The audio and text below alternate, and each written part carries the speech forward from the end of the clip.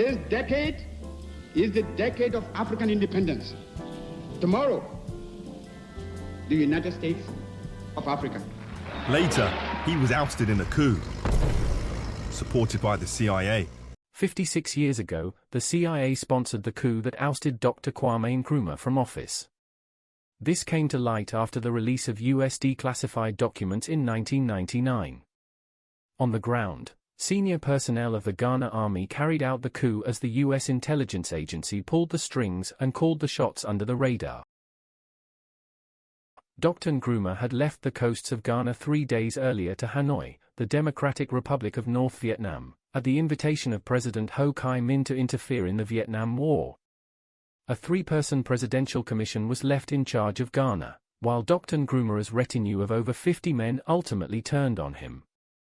Although the news of the coup was made on official radio, Dr. Nkrumah heard it directly from Premier Chou En-lai of the People's Republic of China while he was visiting Peking. At 6 o'clock that morning, Major General Katoka announced on Radio Ghana, "Fellow citizens of Ghana, I have come to inform you that the military, in cooperation with the Ghana police, has taken over the government of Ghana today. The myth surrounding Nkrumah has been broken. Parliament has been dissolved and Kwame Nkrumah has been dismissed from office. All ministers are also dismissed from office. The CPP is disbanded with effect from now. It will be illegal for any person to belong to it."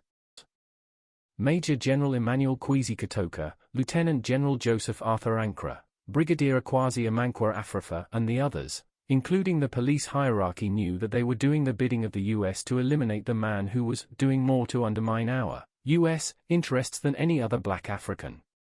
Dr. Nkrumah had accused the US of being behind the action in a fit of rage, but his assertions were dismissed as an attempt to cover up for his flaws. In reality, John Stockwell, a former agent stationed in Africa, had remarked about the CIA's involvement in Nkrumah's demise through utilizing local puppets. The overthrow of Kwame Nkrumah was orchestrated by Howard Bain, the head of the CIA station in Accra, according to some of his story. It was pretty obvious within the CIA. For the removal of Kwame, Howard Bain received a double promotion and the intelligence star.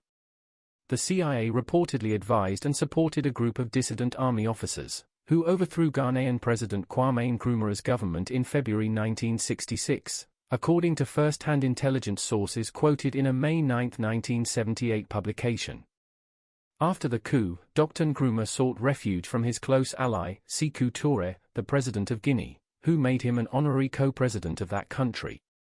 Dr. Nkrumah later died in Bucharest, Romania, in 1972, where he had been sent to receive medical attention for cancer.